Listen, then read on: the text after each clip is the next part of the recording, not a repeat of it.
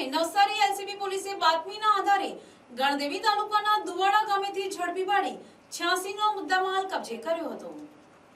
બનાવની પોલીસ સૂત્રો પાસેથી પ્રાપ્ત માહિતી અનુસાર વાસદા તાલુકાના ખાનપુર 4 રસ્તા ધરમપુર રોડ પાસે આવેલ ઇન્ડિયા વન પેમેન્ટ લિમિટેડ એટીએમમાં ગત તારીખ 22 ઓગસ્ટ 2025 ના રોજ એટીએમ સેન્ટરમાં કોઈ અજાણ્યો શખ્સ ચોરીના ઈરાદે ઘૂસી એટીએમ મશીન સાથે છેડખાની કરી નુકસાન કરવાના બનાવમાં વાસદા પોલીસ સ્ટેશનમાં ફરિયાદ નોંધાતા નવસારી એલસીબી પોલીસે સ્થળ તપાસ કરી સીસીટીવી કેમેરા ચેક કરી હ્યુમન ઇન્ટેલિજન્સ અને ટેકનિકલ સોર્સ મારફતે તપાસ હાથ ધરતા એલસીબીના ASI Sunilsinh Devisinh, police constable Sandipbhai Pithabhai નાઓને મળેલ બાતમીના આધારે દુવાડા પાટિયા પાસે વોચ ગોઠવતા બાતમી હકીકત મુજબનો શખ્સ આવતા જેને રોકી તલાશી લેતા જેની પાસેથી હથોડી, માસ્ક સહિત ચોરીમાં વપરાતા સાધન તેમજ મોટરસાઇકલ મળી કુલ ₹86,70 નો મુદ્દામાલ સાથે